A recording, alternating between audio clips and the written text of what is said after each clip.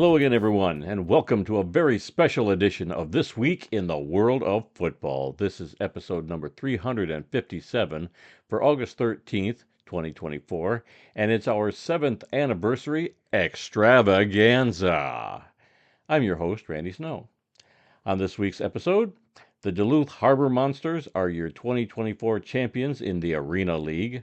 The Munich Ravens set a new record in the European League of Football for points scored in a game, and the Dallas Cowboys are the first pro sports franchise to be valued at over $10 billion. But I'm not here all by myself. Across the table from me, as always, is my son Adam. You know, each week I always wonder, like, if we're going to struggle to find stories, and Yeah.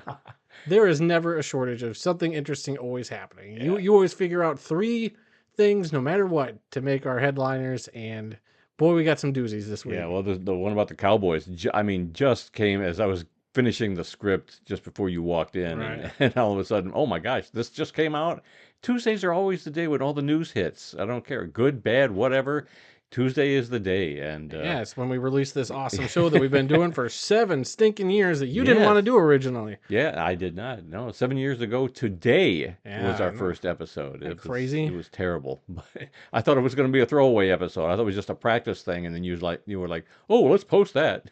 Yeah, it was terrible. Terrible audio quality. But hey, you got to start somewhere, and you know we have honed our craft, I think, a little bit, and you know it's always nice to hear. Now we've gotten people commenting, and we even had somebody share one of our videos in a thread, you know, on a Facebook forum. Like I usually, like as I'm following those forums, I try not to be super self-promoting. Like I never really post like, hey, we just posted this video, guys. I try to stay away from that. So it's nice to see other people unprompted just saying, hey, I stumbled upon this video and you guys should check it out. Yeah. So and that was our video on my going to the Arena Bowl that somebody posted on a message board or and like an AFL forum on Facebook. Yeah. So I was like, that's pretty sweet. It's always nice to see something like that and have some people out there who are saying that they love and like religiously listen to our podcast. I mean, it's kind of a nice feeling. 7 years ago, we weren't sure what we were going to be doing 7 years down the road, but here we are. We're still here, still kicking. We come to you each week from the fabulous World of Football Man Cave, located right here in the center of the football world, Kalamazoo, Michigan. We're here to promote the game of football in all its many forms, past, present, and future. Our goal is to educate, inform, and entertain our listeners with the glorious buffet that is the world of football. All this while keeping a close eye on the rich history of the game. Thanks for checking out our podcast. We'd love to get your feedback on one of our many platforms: Apple Podcasts, SoundCloud, TuneIn, Spotify, iHeartRadio, and Amazon Music. So you can simply ask your Alexa device to play the World of Football podcast. We also have timestamps down in the descriptions of both the podcast and many of our YouTube videos, so you can go right to the topics you really want to listen to. You can also find our podcast in its full audio form on our YouTube channel. Just search for The World of Football Kalamazoo or use the handle @The World of Football in the YouTube search bar. You will find many other selected videos on our YouTube channel, like our CFL Week 9 recap that we posted last Wednesday. We've got an episode of Just Lying Around that Adam and Kyle did about the Lions-Giants preseason game. Yep. We've got our Week 10 recap. We recorded that last night. That should be up either later tonight or tomorrow. Yeah. Depending on how much time you get to sit down and because I'm in the process of moving, so we'll see what happens. Yep. But then also we got to make a change because we had some breaking CFL news that happened today that we'll have to. Oh yeah. Have to change in the video, so we'll see how we tackle that. Yep. So. And then we're also looking at putting up another episode of Just Lying Around for the Lions-Chiefs game. Sometime this upcoming weekend. Yep. And coming September 4th, we're going to start up our weekly NFL picks videos that we did, you and I and Aaron. Yep. So we're going to start that up again September 4th for the 2024 season. Yep. So be on the lookout. We're going to do it a little different this year. You can still leave your picks in the comments section of the YouTube video when that video is posted. Just know that your picks are only good up until kickoff on the Thursday night game. Is usually our cutoff point. Yep. But we're going to put up earlier in the week now. We're going to start getting into the habit of posting on the Facebook, the YouTube community tab. That's something I guess I'll have to start taking charge of, and maybe we'll start using that a little bit more to put information out there or to interact with everybody. Just to experiment for a while, but that'll be what we'll be using for the weekly picks too. So if it's Monday and you're itching to get your picks in, go go ahead and you can just go there ahead of time so you don't forget. You've been talking about this community tab for a while. You're going to have to show me where it is because I have no idea where it is or how to use it or anything. I mean, much like all technology that we bring into the world of football, I have to show you how it works. Yes. Yeah, except for Vistaprint.com, where you've been just printing stuff up a storm for me and Kyle and yourself. That's where I get my business cards from. I've got a couple of mugs here and there. Bought a bunch of ink pens. Yep, a bunch of pens. So, yeah, I do like Vistaprint. They're very easy to use. So, breaking news, I guess Randy's going to award whoever wins the picks contest this year with a set of 50 World of Football ink pens. Oh, yeah, right. Making no promises whatsoever. You might get one in the mail. There you go. You heard it here first, everybody. One ink pen. I said might. All right, well, let's begin our tour around the world of football. And we start off this week with the Arena League Championship game. Known as ARENAMANIA 1. This game was played last Saturday night, and it saw the Duluth Harbor Monsters defeat the Iowa Woo by the score of 46-44. This game was played in Duluth. I caught they had the full video up, and I zoomed right to the end to see what exactly happened at the end. And I think the Woo scored a touchdown to get close, and then they did like an onside kick. But since they don't do kicking in the Arena League, it was like a fourth down play where they had to go from the 5 to the 25-yard line. On one play, so that's their version of an onside kick, and they came up a little bit short, and so the Harbor Monsters were just able to kneel for the last 2 seconds because that was with 2 seconds to go. So had they completed it, they would have had one more shot, possibly could have won the game, but the Harbor Monsters improved to 7-3 on the season. The Woo fall to 2-8, but it sounded like it was a pretty interesting game, a close game, and came down to the last play. Right. And do we have to give credit where credit's due to this Arena League? While I'm not crazy about the 6-on-6 rules, no kicker. I mean, I get that it's different, and we always try to appreciate the different in these indoor leagues. Right. This is still a little weird for me to get used to, but let's give credit where credit's due. They just went a full season. Sure. Didn't lose any teams. Haven't heard about any money issues yet that we know of. I mean, we were kind of skeptical because there were some stories about Tim Brown, the commissioner / guy who started the league, former NFL player, that some of his prior businesses have had financial issues. So people were wondering, is that going to happen to this league? Well, here we are. They played a full season. The only issues I've heard of them having really were arena issues, like not getting an indoor arena. So that's why they did a couple of those outdoor games at a high school or whatever. Right.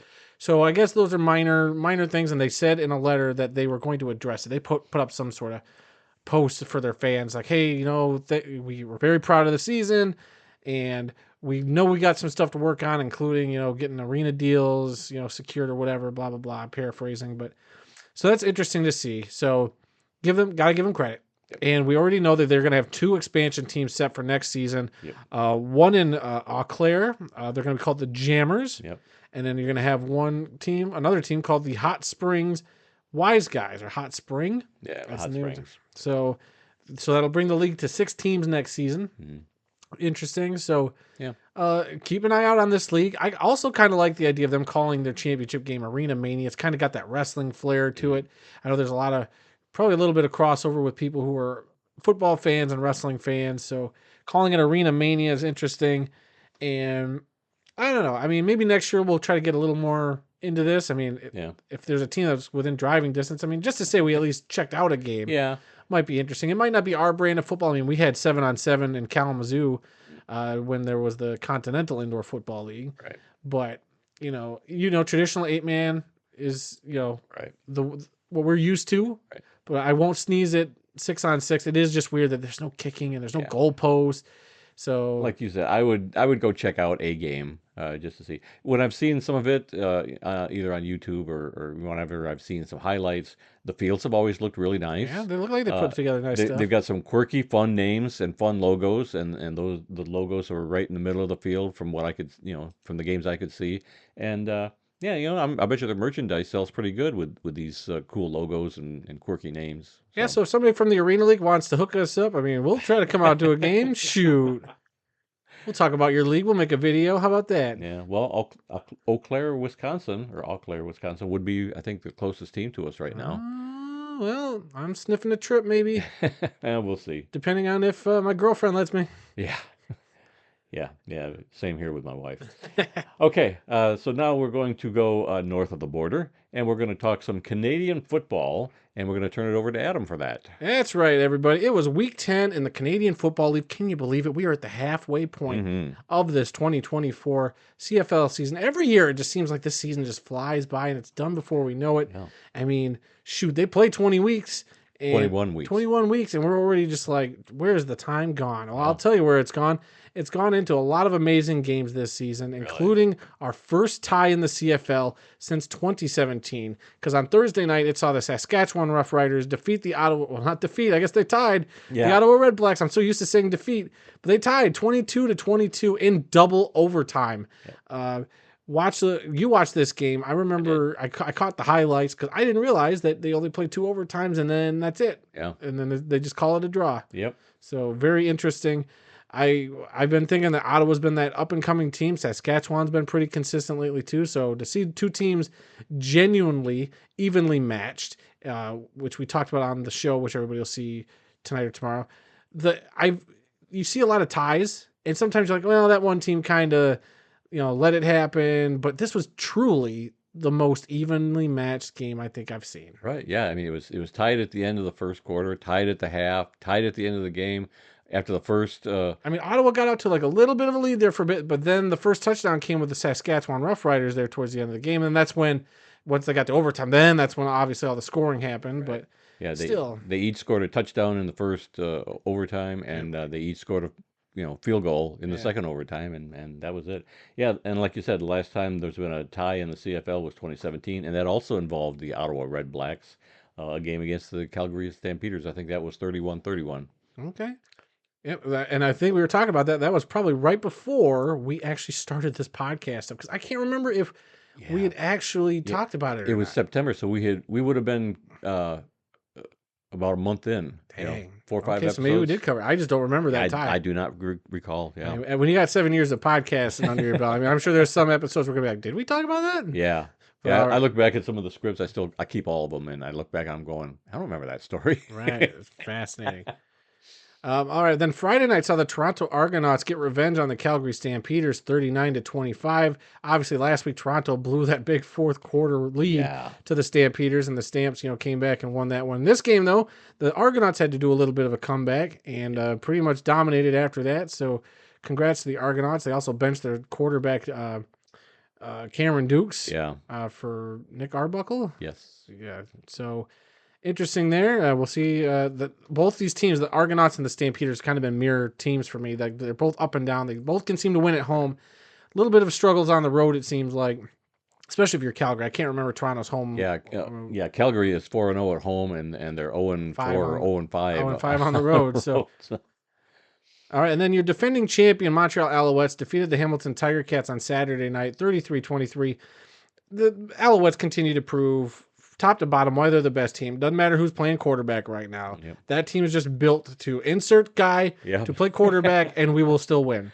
Yeah. On their third string quarterback right now for the last couple weeks. Yeah. And Hamilton, on the other hand, while they showed flashes of life, I mean, they didn't start off great. They benched Bo Levi Mitchell after 2 series. Yeah. A fumble by one of his receivers, which wasn't Bo's fault. Right. But then Bo on the second drive threw an interception, and that prompted his benching right there. Yep.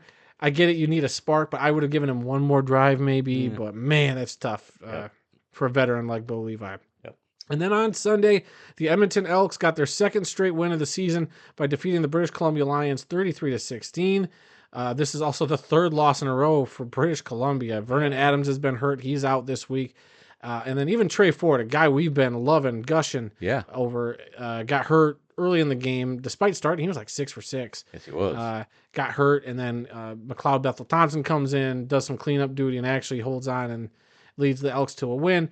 And we talk about it on the show, but we'll mention it here real quick. I feel like the Elks, with Trey Ford in there, they got that spark. Yes. There's something different about that team. So when McLeod came in, and it is nothing against McLeod Bethel-Thompson. Obviously, he won a Grey Cup a couple years ago with the Argos. Sure. So the fact that he kind of came in and was still able to capitalize with that energy.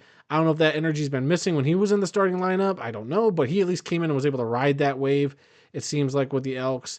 because they didn't seem to miss much of a beat once Trey Ford went out. But I'll be skeptical and nervous if Trey Ford can't start another game or get back out there. I don't know how severe his injury is. I haven't heard anything. Yeah. So we'll see about that. And then on bye this week, the Winnipeg Blue Bombers. Yeah, the Elks, with just 2 wins now, they're right back in the playoff right back in it. because that's the West is kind of struggling. That West is a Normally they're so much better than the East, but this year it's just the opposite. yeah, it's going to be anybody's division at this point. So we'll have to wait and see. It should be a fun race going down the stretch. Right. And we have one news story from the CFL this week, or a big news story.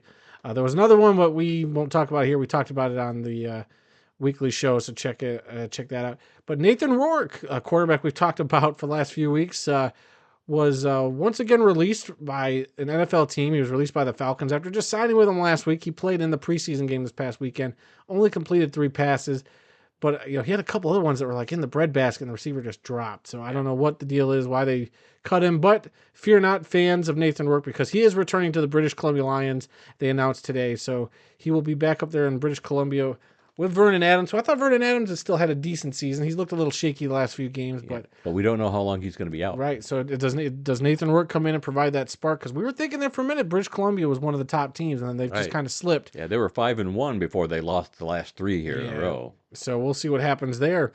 Looking at your standings in the CFL, in the East, the Montreal Alouettes sit at 8-1, the Ottawa Red Blacks at 5-2-1, the Toronto Argonauts at 5-4, and the Hamilton Tiger Cats at 2-7. In the West, the British Columbia Lions technically sit at the top with a 5-4 record, followed by the 5-3-1 Saskatchewan Roughriders. The Calgary Stampeders sit at 4-5, the Winnipeg Blue Bombers at 3-6, and the Edmonton Elks, everybody look out, they are at 2-7. Now we're going to head across the pond to talk about the European League of Football. Yes, the ELF, the Elf League. This was week 12 out of 14 for them, so they're getting close to their playoffs here in the next couple weeks. On Saturday, it saw the Prague Lions over the Fehérvár Enthroners of Hungary.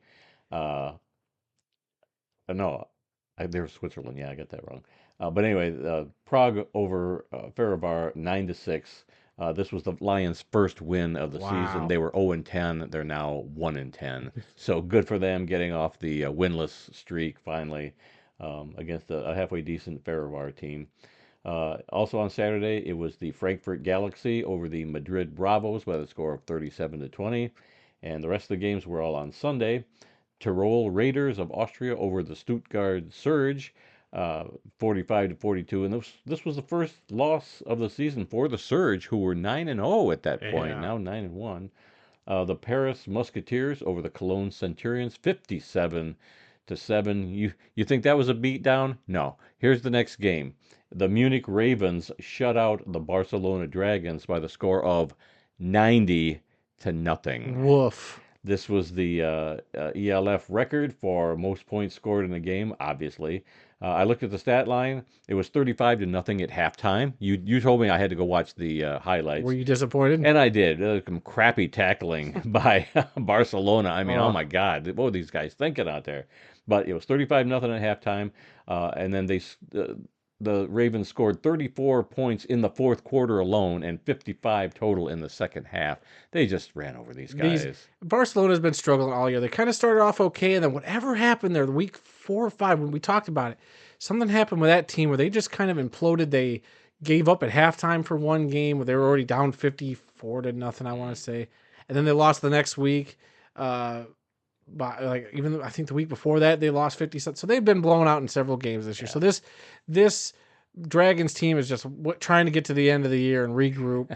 But Munich, I mean, putting on a show. If you watch any of these highlights, and while it was a beatdown, they're highlights worth watching. There's one play where the quarterback for the Dragons wasn't even looking at the ball. It got snapped and it just hit him in the chest. And he was like, "Wait, what?" Yeah. And oh boy, it was just a comedy of errors. Yeah.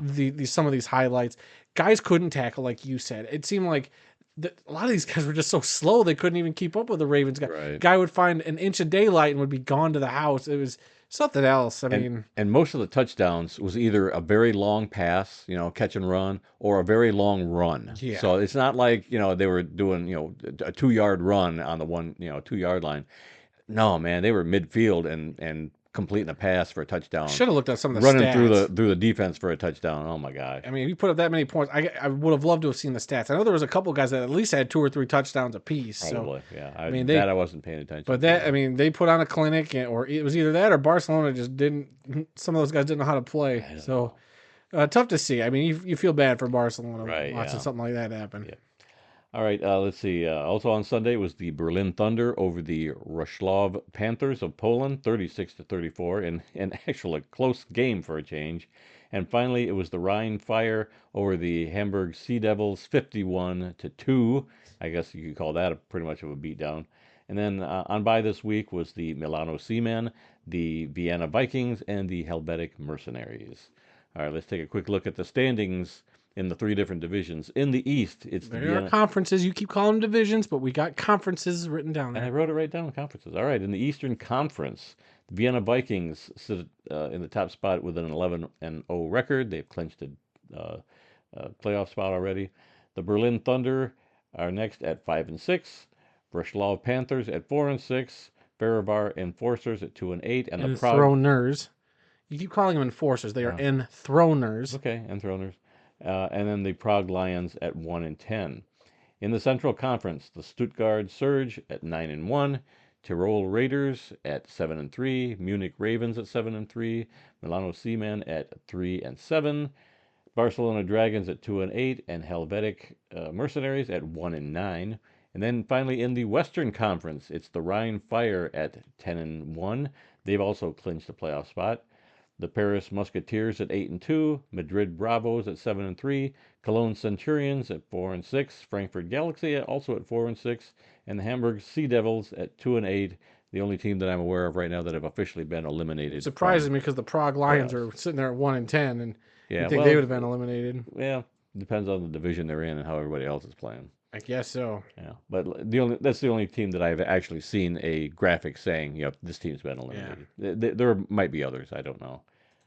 All right, so now we're going to head back to the States, and we're going to cover some football happenings right here in our own backyard. And to start in the NFL, the Dallas Cowboys are the first franchise to be valued at over $10 billion. And this is according to Sportico, who has them valued at $10.32 billion.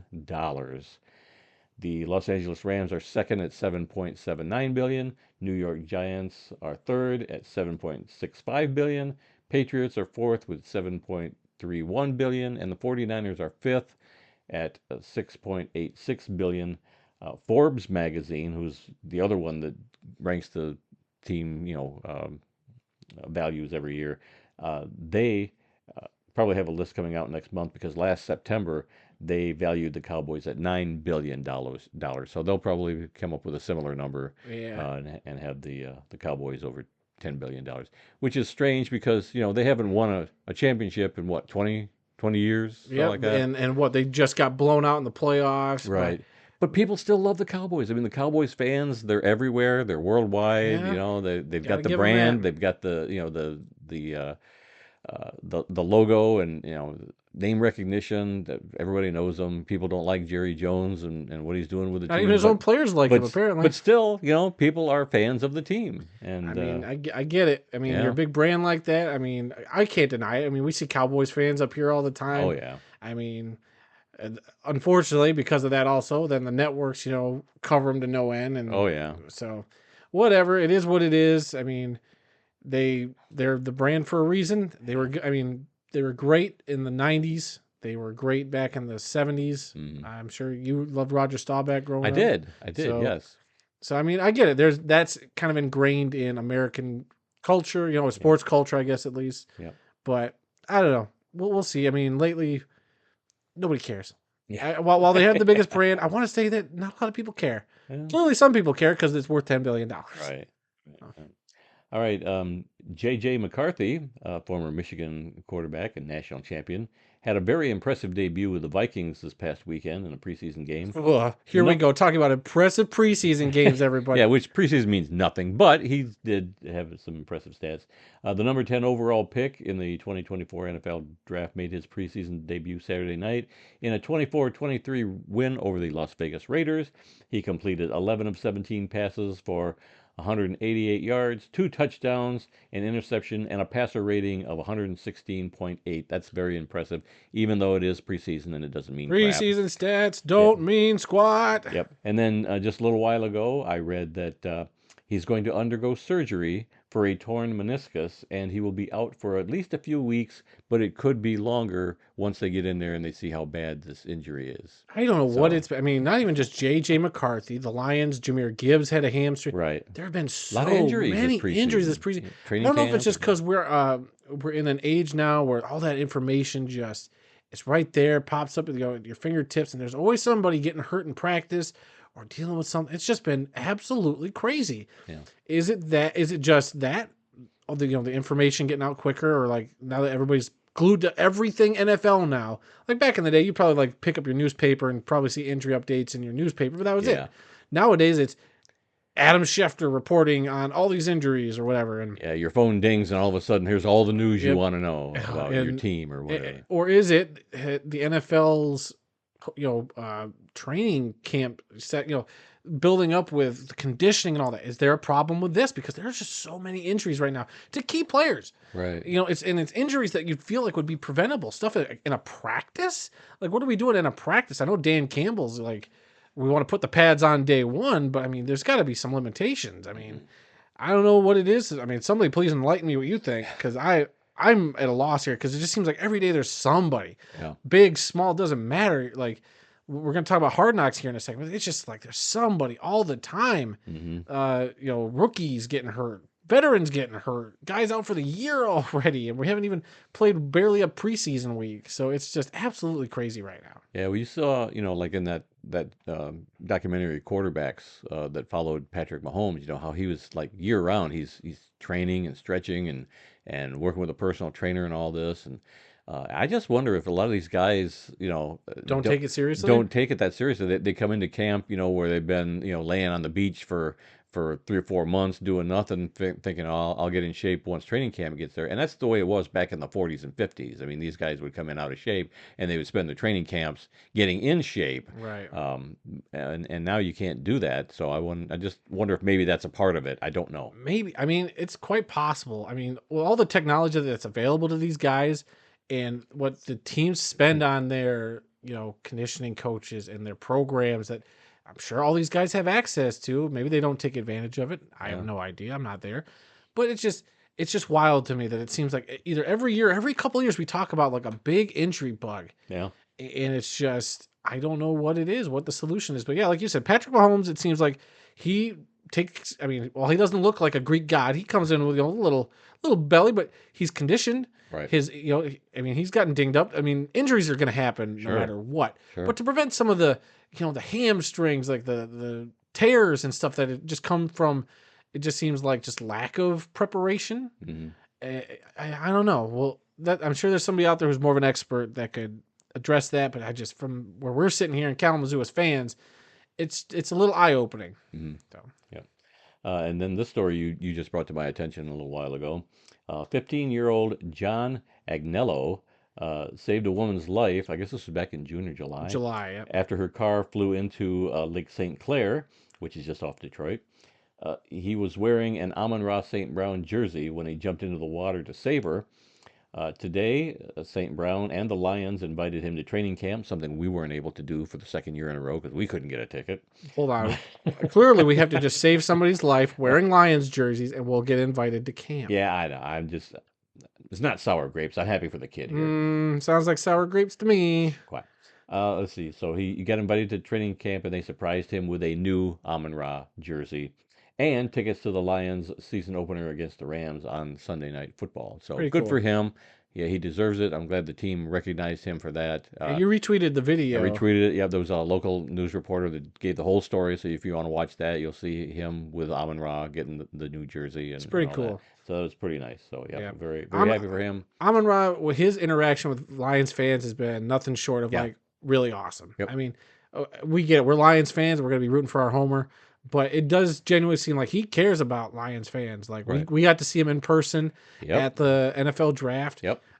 He came out and said hi to everybody. He was really nice and snapped a selfie. And we're somewhere in that crowd. Kyle's in it. But Kyle, you zoom in just a little bit and you see Kyle right there. You can't see you or I because we were way the heck in the back. Yeah. But he got up close and got in the picture. But I mean, just anytime you hear him talk about it, and he's done several other shows. Like, I don't know if you saw he did like an episode of Hot Ones, but it wasn't like traditional Hot Ones, but it was him. It was like Hot Ones versus. It was him and Devontae Adams because they were promoting receiver. Oh, I did not see that. And it's like them, and they got questions they have to ask, but if you don't want to answer the question, you have to eat a hot wing. So, like Amon-Ra obviously will go out of his way to diss Green Bay fans, and I love it. Every time, I love it. But it was cool seeing him and Devontae kind of going back and forth. And Amon-Ra's just got you would be forgiven if you wouldn't think he was a little boring. But actually, when you sit down, you get to know him a little bit and you see some more of these videos of him, he's a really cool dude. And he just genuinely cares about his fans and like the city of Detroit now. Because he didn't want to be in Detroit originally. He told that story. He didn't want to be here. And it's changed him. And he loves it in Detroit. And he can't imagine being anywhere else. So that's what every athlete says. But I don't know. Amon-Ra is just one of those dudes that I think Lions fans are now endeared to for as long as he's in Detroit and even beyond. Yep. So good story. I love hearing that, he does that. Because he did that other story with the fan who was in hospice that dyed his hair blue. Oh, yeah. That was covered in the older gentleman, yeah. That was in the receiver docs as well. So Amon-Ra is just that dude, and gotta love him for it. And congrats to this kid, John Agnello, for doing what he did. I mean, how many of us are going to be that brave to go jump into a lake to save somebody from 15-year-old kid took it upon himself to try and help somebody. Yeah. Good for him. How many of us out there could say we do that? I'm sure there's not a lot of us that would actually I like to think we would, but boy, when push comes to shove, something you wouldn't know what to do. You'd be standing there like, what do I do? And, just use your phone. Yeah. All right. Speaking of Hard Knocks, training camp with the Chicago Bears. The first episode came out last Tuesday night. I guess the next episode's coming out later this evening. Tonight, yep. So we're a week behind. And I actually watched this first episode. I watched it a day or so ago. You were more into the traditional Hard Knocks series. Yep. So. Yep. What'd you think? Of any of them, this is the one I do tend to watch every now and then. I was kind of impressed with this one. I don't know what impressions you had, but here's the notes I had. Okay, yeah, let me hear. The quarterbacks in practice using a slip and slide to practice, sliding, run for first down and slide to save yourself from getting hit. And it looked like a kid's slip and slide, but I think it said NFL on it, so they probably got an NFL version. But yeah, it looked like a bunch of guys just having fun, running up to this thing and just sliding, whether it was face first or normally, it's like a baseball slide where you slide on your hip. Can I be Mr. Wet Blanket here? Sure. Well, I'm sure they actually probably do use that, and that's maybe a technique that actually makes sense. It just felt gimmicky, like, well, we need something on Hard Knocks that seems fun. Let's have them do the slip and slide. I don't know. And they did it when there was nobody around. Like, if that was something like they would actually be practicing, you'd think they'd be doing it at practice. Well, I don't know. I thought it was fishy because there was like nobody around. I don't know. I thought that was like, gee, that just feels like NFL films going, hey guys, we could use some fun footage. You guys want to do a slip and slide? That's what I felt. There was a couple of those in this episode. We'll get to the other one. Yeah, they also followed Simone Biles' husband, Jonathan Owens, as he missed a few days of training camp so that he could go to Paris and support his wife in the Paris Olympics. I thought he was with the Texans. Was he with the Texans last year? I thought he was with the Packers. He might have just signed with the Bears. Okay. But I like that. I like that the team let him do that. Sure. And it was cool seeing some of the Olympic footage of Simone. I mean, I watched some of Simone during the Olympics too. Yep. Like especially the one where she was on that balance beam and she kind of fell down. I was watching that as that happened, and I felt the same way he did, just like oof. But a good supportive husband, and like I think that's pretty sweet. That they covered all that. Yeah. Your mom was watching a lot of the gymnastics too. I think that was the main thing she wanted to watch the whole Olympics for, was to see Simone Biles and the gymnastics team. See, I thought you guys watched a lot of that. I thought you guys were going to be watching all the breakdancing ones that they did on Saturday. No. I saw one highlight from that. Was it the Australian girl? The girl that got a 0. God, how terrible! That poor lady. Who let her in? Hold on. Tell me you do better than her, because you wouldn't. I could not. Exactly. But I would never make Everybody it to the listening Olympics. would not do as good I've as always this said, lady. if they do cornhole at the Olympics, I'm there.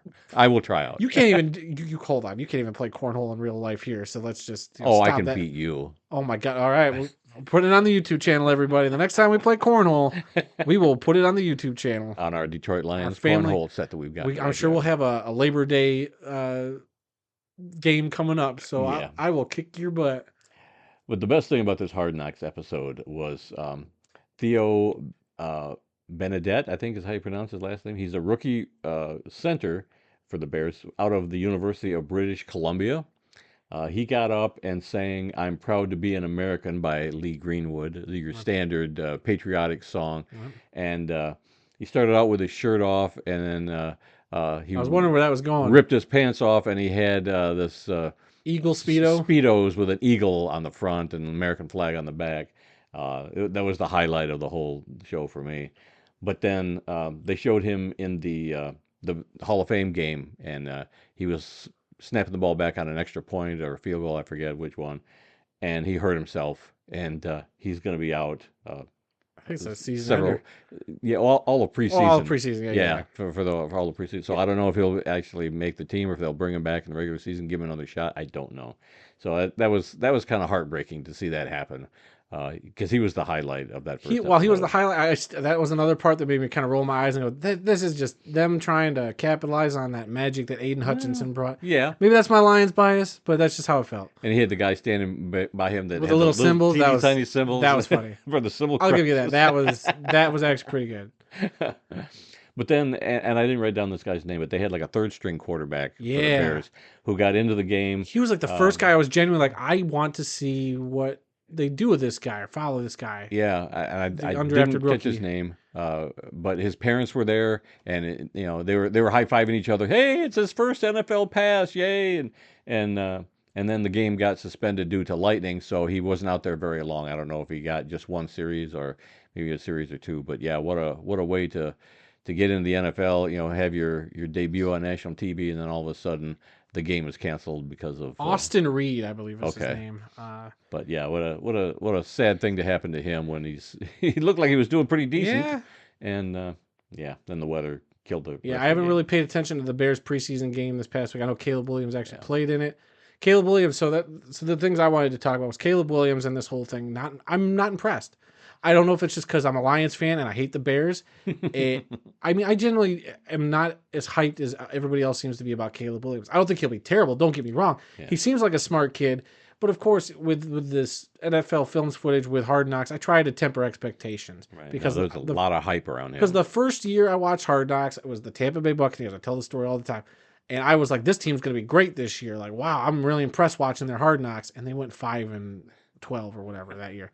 So I try not to get super hyped up about a team during Hard Knocks because they're just going to, it's a story. They're spinning it, all the positive stories. They want you to get engaged. But I will also say it did feel like this was a little more negative than I would have thought. And by negative, I just mean it didn't super glorify everything. They showed him making the mistakes. They showed him still learning certain things. So that made me go, okay, is this the real thing right now? Or are they just dwelling a little more on the extra negative stuff to build them up later? I don't know. It's, they're setting it up. Hard to say. But between that and then the head coach, Matt Eberflus, I've not been crazy about. I thought it was a mistake for the Bears to even bring him back. And that's me as a Lions fan just saying, I don't think he's a good coach for you guys. Because I'll be honest with you, when I think there's a good coach or a bad coach, I don't think he's a great coach. No offense to Matt Eberflus. Seems like a good dude. It's nothing, it's not a personal thing. It's just his head coaching style, his game decisions I've had issues with. But he grew a beard. They spent 5 minutes, maybe more, on his beard in this episode, which I thought was weird. The Bears have a barber shop in their facility, which I thought was weird.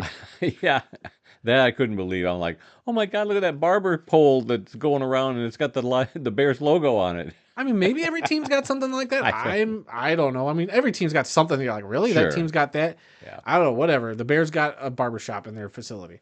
But I don't know. I thought that was weird that they focus on that. And it just felt like, I won't say they were grasping at straws to fill in airtime because this episode was only 50 minutes. Usually they're pushing an hour. 50 minutes felt a little closer to normal. But even then, I was just like, not impressed. I didn't buy into it. I know it's never going to be the Lions because that Hard Knocks is one of the best Hard Knocks I've ever watched. Not just because it was Lions, but it's just, he had so many characters between Dan Campbell and a lot of the players on that team that year. Jamal Williams and all that. But this Bears team, I'm not impressed with Caleb Williams personality-wise.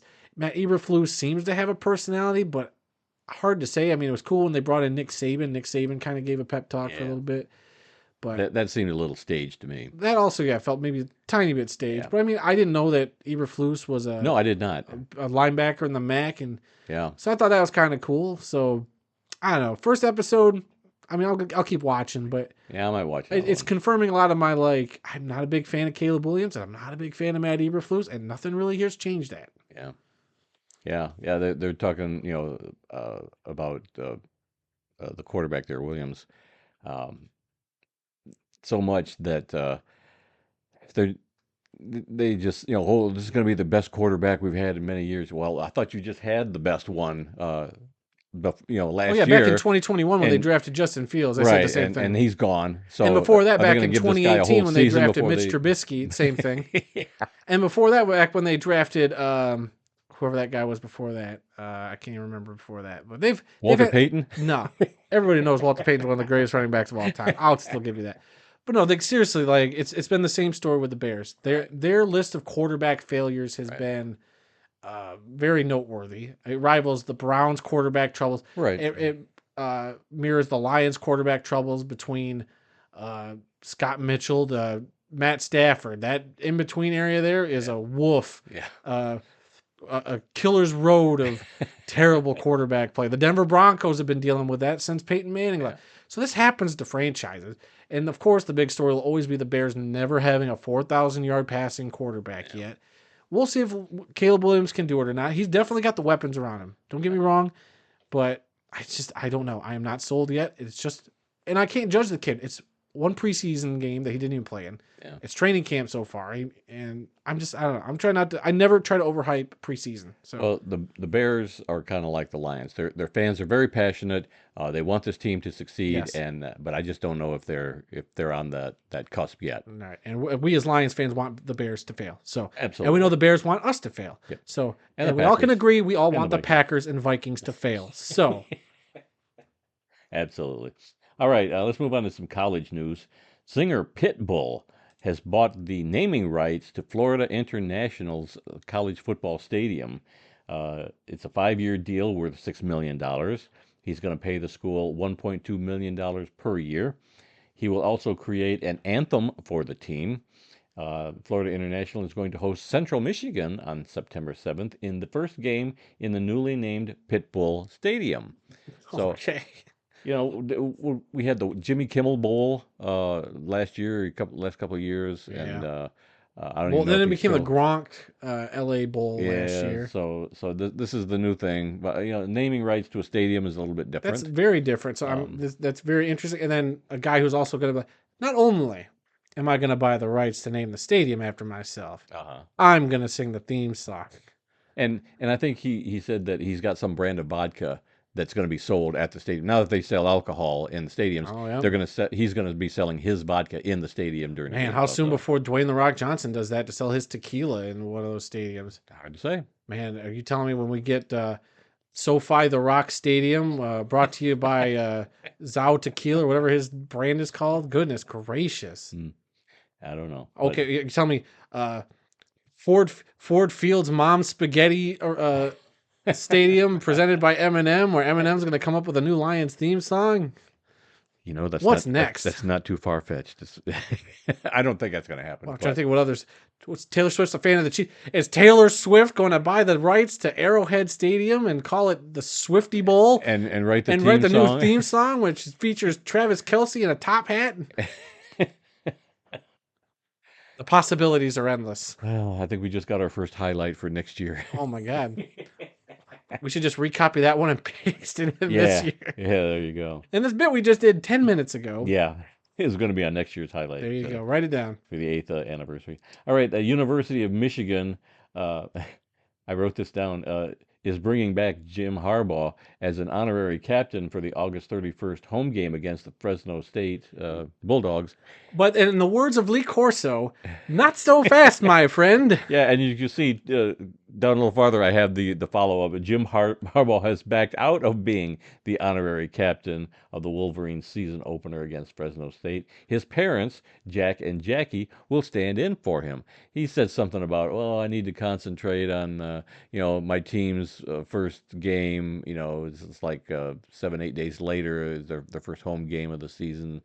So he's backing out of this. I don't know if and it's got anything to do with the controversy about him being suspended by the NCAA from So I thought that was coaching the whole another point he did it in team. the first place, was to stick it to the NCAA. Yeah. Like, I'm going to show up anyway. Yeah. So I don't know, but that was just a weird story that took a turn just before we started recording today. And let's see. Oh, here's another story. ESP announced that the song "Get By" by the country artist Jelly Roll will be the new college football anthem for this upcoming season. Have you heard this song? I have not. I went on YouTube and If played a I've little heard bit of it, I don't know the name. I'm not good with brand new songs. Yeah. If it's not Taylor Swift being played in the car, because my girlfriend's kid loves Taylor Swift, I don't know popular music nowadays. Right. It's her music. It's Taylor Swift, or I listen to my music, which is death metal and Tool. Right. So yeah, I went on. I listened to a bit of the song. what do you think? Were you thumping to it? Were you riding around in your minivan? It's okay, but it's got nothing to do with football. It's just they usually never do. Well, yeah, but I mean it's okay, and I'm a little bit familiar with Jelly Roll. He was featured on like CBS Sunday Morning or one of those news shows, maybe 60 Minutes. One of those old people networks. Yeah, where they try to get the senior citizens into what's going on in the world that's happened in the last 40 years that they don't remember. You guys don't have access to Twitter. I get That's it. right. So I'm a little bit familiar with him, just not this song. And I'm gonna get you a Jelly Roll shirt for Christmas. I'd rather have an actual Jelly Roll. I don't know. Looks like you've had one too many there, buddy. Yeah, I don't need that, but I would prefer it. All right, well let's get into our 7th anniversary. We've got some clips. I made a folder on the laptop there. I've got it opened up to you. So there's like 5 clips that I picked out for the past year. Are you gonna set each one up and then? Yeah, I'll set up each one. I think I just put them in the order that they happened. So all right, lay it on me. Yeah, like I said, our first episode was exactly 7 years ago today, August 13th, 2017. We've got 5 clips this year, and we're going to start out with the first one. This comes from episode 320 back last November. Wow. And it happened at the end of our episode, and I'm calling this one Snow Thrower Talk. My sister lives over by the lake shore now, right on Lake Michigan, and she sent me some pictures last night. In fact, they lost electricity last night, and they didn't have it back this morning. I don't know if she still is without power, but she sent me some pictures where they got about a foot of snow. Dang. And they just moved home from Arizona. I mean, she grew up here in Michigan. She and her husband both, but they're the last 20, 30 years they've been out in Arizona, have not seen snow in person and all that time, and she was just loving it. Other than at the family reunions. Yeah, and I think she's had enough of snow for this winter already. Yeah. But hey, and also it's noteworthy. You always like to keep track of when the first time you pull your snow thrower out. Yes. Well, today was the first day of the year I had to use the automatic car starter. Oh. Yeah. To heat it up. Well, because I mean, I don't think I had that much frost built up on my car, but I looked at the temperature and I was like, I probably should start my car up a little early today. Well, I actually did get the snow thrower out today because last year I left gas in it, so it didn't start, and I had to take it in, and they had to fix it. So they said, don't put any gas or run all the gas out of it next winter and leave it totally empty all summer long. Then you put new gas in the winter. So I did that today. I pulled it out, I put some gas in it, and I hit the start button, and boom, it started right up. So I'm good to go for this winter now. And for those of you who have stuck around after the World of Football, This Week in the World of Football podcast, we have now transitioned into our new show, Snow Talk. The newest episode of home improvement, and home just maintenance with Randy. This week we're talking about snow throwers and when you need to purge that gas line. So be sure to heed Randy's advice, and we'll be back next week with more tips and tricks with Randy, and we'll probably be talking about leaf blowers. So until then, everybody, I got a nice leaf blower. And I got a lot of leaves. This bit's getting too bad. But they're too wet. Oh my God. To blow right now. Just pull the plug. Stop the show. Are we done? Until next time, when we'll try and do a better job. I give you Randy better Snow. home maintenance advice. He's Adam Snow, the rottenest kid in the world. Way to get off the rails. And we'll see you all next week. So that's what qualifies for a clip this year, huh? I don't know how we got on that subject, but that's totally off the subject. It was right at the tail end of the show. I don't even remember that I bit. didn't think you would, but I mean, I wish now we would have had Randy's, around the house podcast, giving you the tricks and tips about what to do. Because you're not, no offense, you're not a very handy man. You know some stuff, but yeah. Yeah, my dad was a pretty good handyman, but as my brother once said, I didn't pick up that gene from my dad. I definitely didn't get that from you. You let that dream just die on the vine. That's right. All right. Gene. Another clip. We've been talking about this for years, but we're saying that Weird Al Yankovic should be doing the halftime show at the Super Bowl, but we've kind of changed our tune, and so we're talking about Weird Al doing a Thanksgiving halftime show now, and this comes from episode 24 on November 28th of last year. Back to the Thanksgiving game real quick. How did the Lions organization let Jack Harlow come out with one of the worst setups for a Thanksgiving halftime show of all time? That was embarrassing. Especially when you watch the second game and you're like, oh, Jerry Jones threw all the money at Dolly Parton in this halftime show, which we'll talk about. But so it's just, even I think Pat McAfee said it best when he's just like, if that halftime show was any indication, Jack Harlow lost, Lions lost. It was all kind of doomed from the beginning. Well, for years we've been advocating for Weird Al Yankovic to do a Super Bowl halftime. Maybe he just needs to do a Thanksgiving halftime in one of these cities. I'd be so thankful for a Weird Al halftime show of any kind. It doesn't matter. Give it to him. Got 3 games on Thanksgiving. He can, he lives out in L.A. Maybe he can do like a Saturday or a Thursday night game if it's in L.A. or something like that, and just get his moment in the sun. Maybe we should start petitioning. You know what? Let's pivot from the Super Bowl, because that might be the biggest pipe dream ever. I mean, as much as I would love a Weird Al Super Bowl, right? Maybe just maybe the realistic thing we need to start pushing for: the World of Football halftime show at Thanksgiving, featuring Weird Al Yankovic in Detroit. The Lions have been so bad on Thanksgiving anyway, we could use a laugh. We could use some fun on Thanksgiving, and why not? If Dallas could put up a 100-year-old Dolly Parton, she's only 77, in a cheerleader uniform on their stage, we could darn sure put up a Weird Al in his Hawaiian shirt and an accordion in the middle of Ford Field and rock that place. Are you kidding me? I think Ford Field has the perfect acoustics for an accordion solo. Probably. I'm all for hashtag Weird Al for Thanksgiving. Yeah. With the number 4. Yes, I just looked, and that hashtag has not been used by anybody. We might have to get on that. Yeah, well, Thanksgiving is coming. We can start this up again. Well, I guess we'll have to send a letter to Sheila. Please, Sheila, get on it now. Yeah.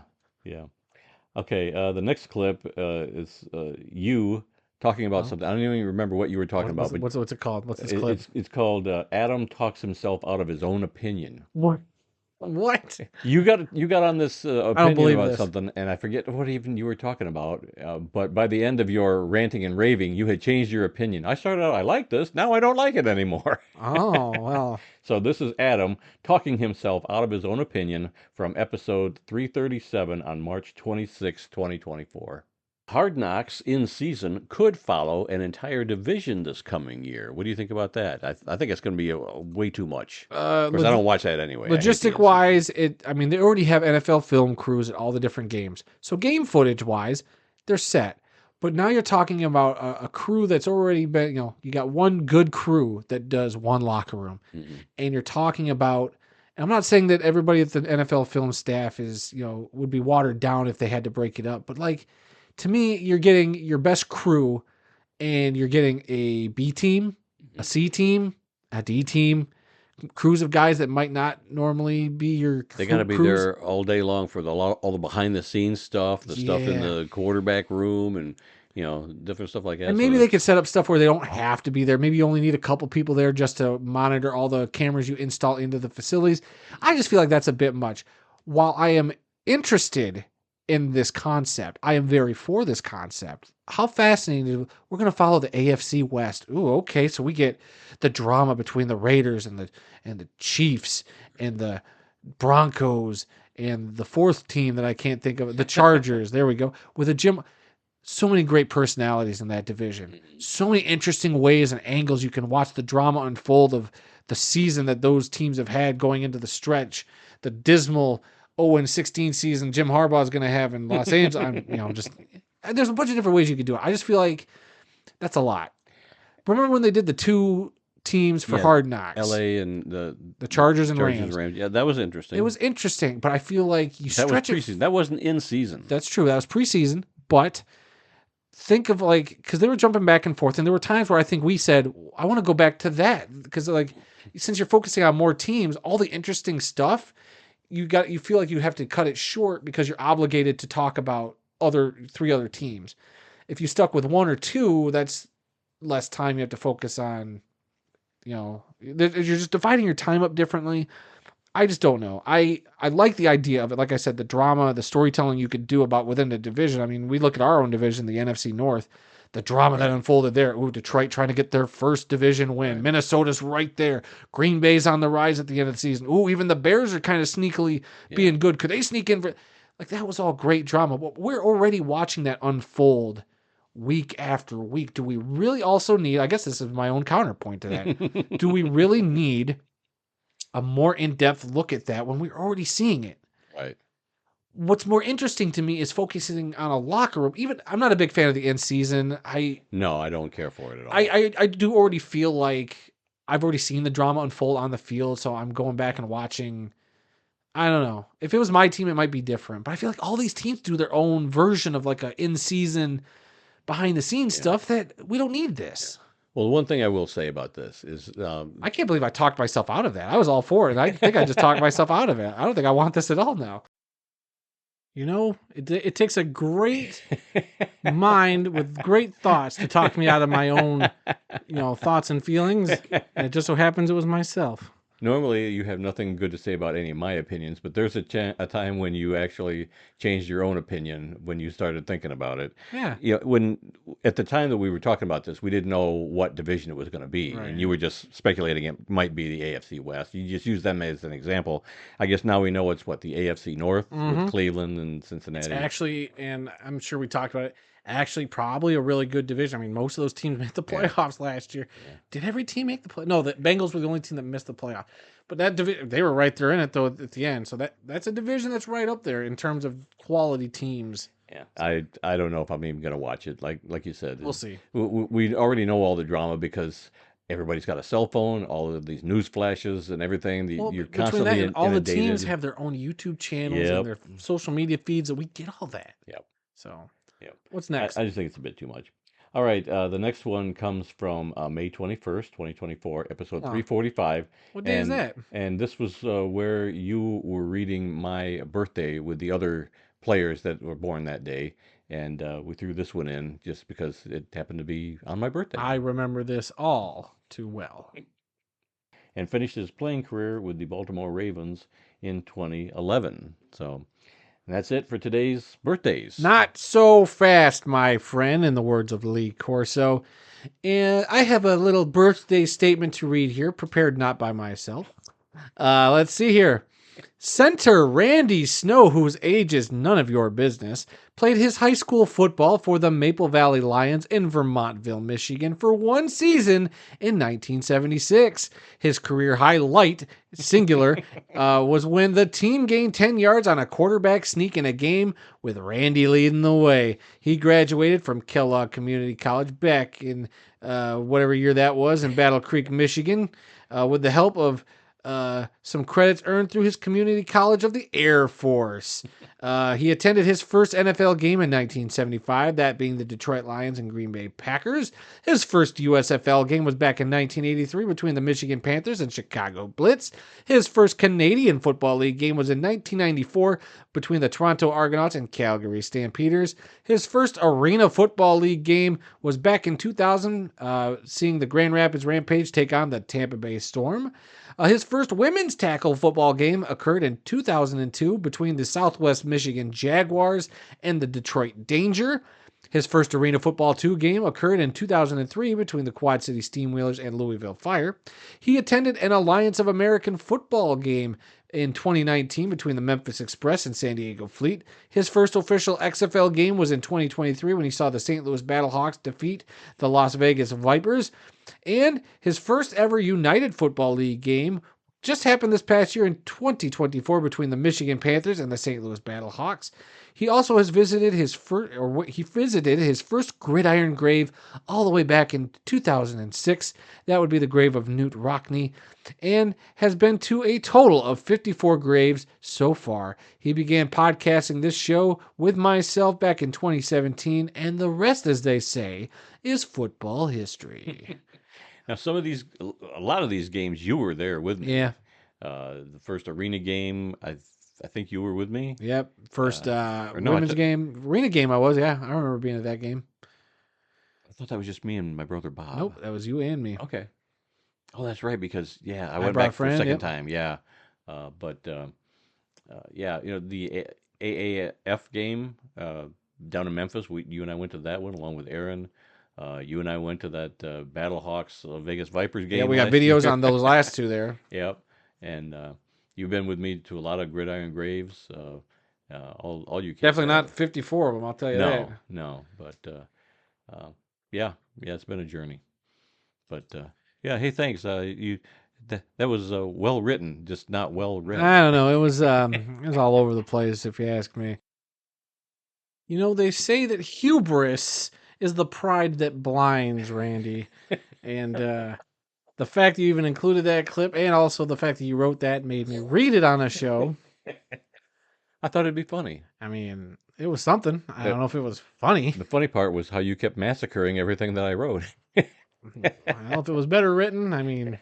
Hey, if your birthday ever lands on a day when we are recording this podcast, and it won't, we will definitely do a birthday tribute to you. We won't. That's I can't even tell. I mean, we were just talking about that, but while we were listening to the clip for my first listen to the clip in a while, I don't even know the next time that my birthday will fall on a Tuesday. I'm like scrolling through, and that's a Monday. That's a Wednesday. It literally skipped over that.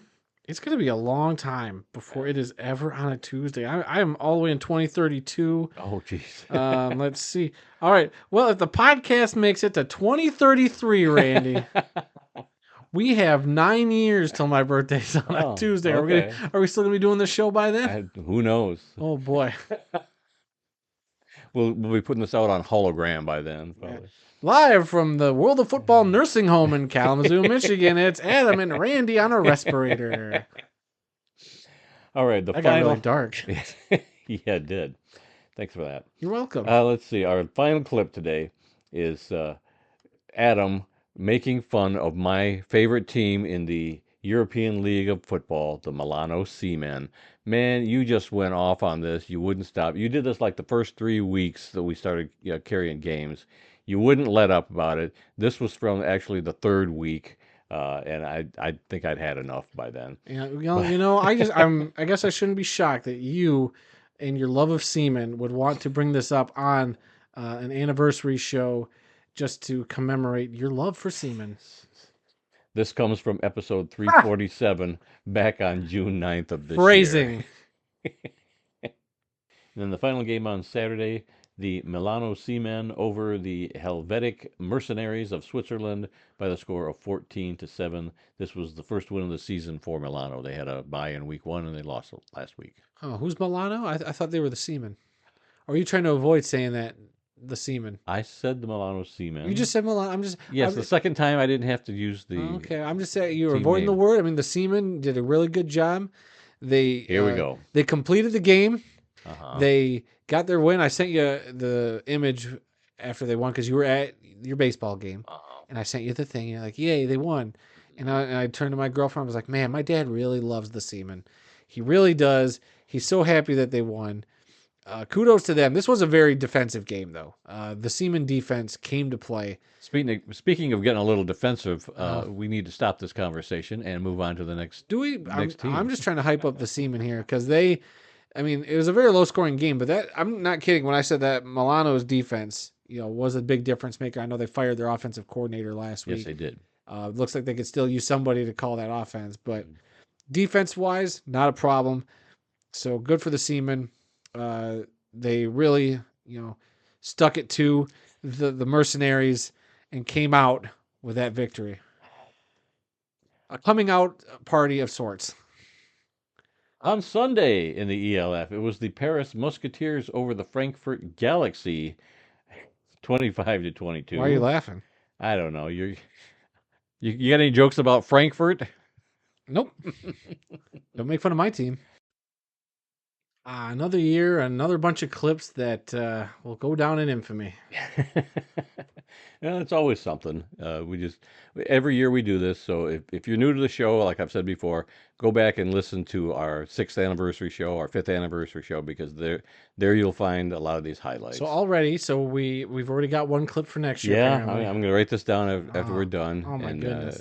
That'll be the first one. And we did that one other year too. It was like on our 5th anniversary show, I said something or you said something, and we're like, oh my God, that's how a podcast works. Everybody says something on a podcast. Yep. Just so you know. That's how, I mean, you've done this for 7 years. You know that's how that works. Yep, we're in a rut. Okay, let's go on to today's birthdays for August 13th. Quarterback Elvis Gerbach turns 54 years old today. Played his college football at Michigan. Was selected in the 8th round of the 1993 NFL Draft by the San Francisco 49ers. He played 8 NFL seasons. He was with the 49ers from 94 to 96, the Kansas City Chiefs from 97 to 2000, and the Baltimore Ravens in 2001. He won Super Bowl 29 with the 49ers as the backup to Steve Young. And we're going to move on to our lone obituary this week. This is where we take a moment and honor those who've made the world of football a better place. The obituary this week is for Jim Kearney, a defensive back in the NFL and the American Football League for 12 seasons, has passed away at the age of 81. Kearney played college football at Prairie View A&M and was selected in the 11th round of the 1965 NFL Draft by our beloved Detroit Lions. He played in Detroit from 1965 to 1966. He also played for the Kansas City Chiefs from 1967 to 1975, winning Super Bowl IV with the Chiefs. Kearney finished his playing career with the New Orleans Saints in 1976. And finally today, it's our upcoming events calendar. I added a few more things on here that are coming up pretty soon. Saturday, August 17th, this coming Saturday, the IFL Championship game in Las Vegas. You've got the Arizona Rattlers taking on the Massachusetts Pirates. Any prediction on who's going to win this game between those two teams? Boy, if I make a prediction, it'll probably sure to go wrong, but I'm going to take the Massachusetts Pirates. Oh. They've gotten hot at the right time. Yeah. So, yep, that's where I'm going to lean right now. Okay. I was kind of leaning towards Arizona, so of course you were. We'll see who comes out on top. Let's see. Monday, August 19th, the U Sports college football season begins up in Canada. College football in Canada is back. They've got a couple of exhibition games or whatever. They're not conference, but the first conference game is on a Monday. So college football in Canada is back, and that's followed by week 0 in college football here in the United States on Saturday, August 24th. So college football is right around the corner in the next couple weeks. Thursday, September 5th, the NFL regular season begins with a game between the Ravens at the Chiefs.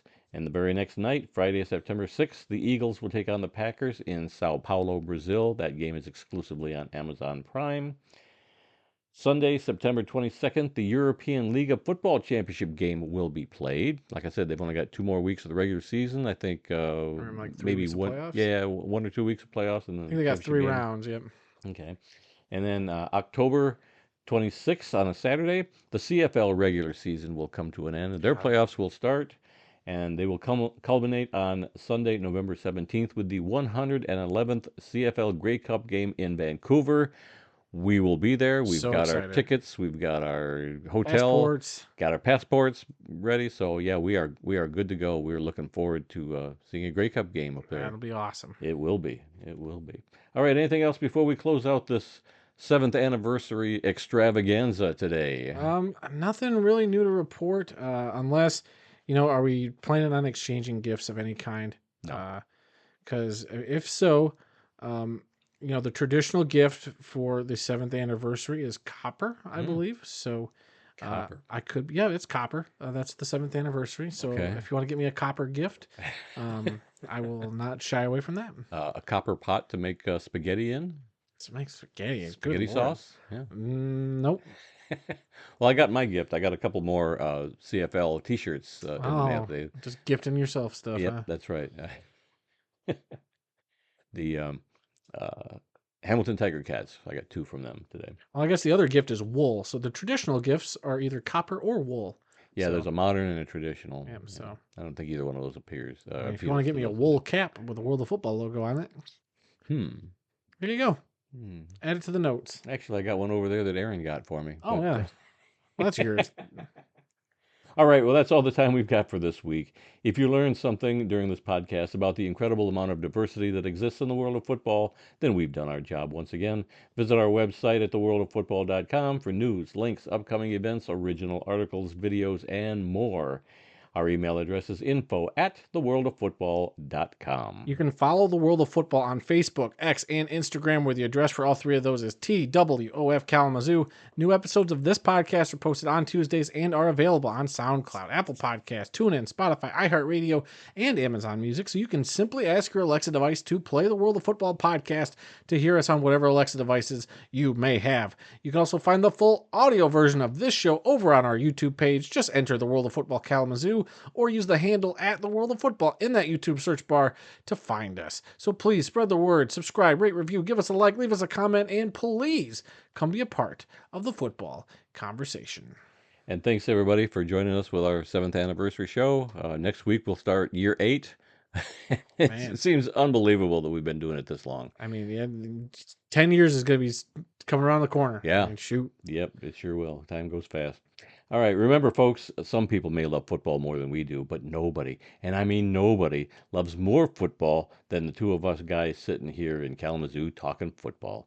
Until next time, when we'll try and do a better job, yeah, right, I'm Randy Snow. And I'll be teaching Randy how to use the community tab on the YouTube channel. Ooh, has that got anything to do with that TV show you used to like, Community? I still love that Chevy show. Chase and... Community is one of the greatest sitcoms of all time. Don't at me.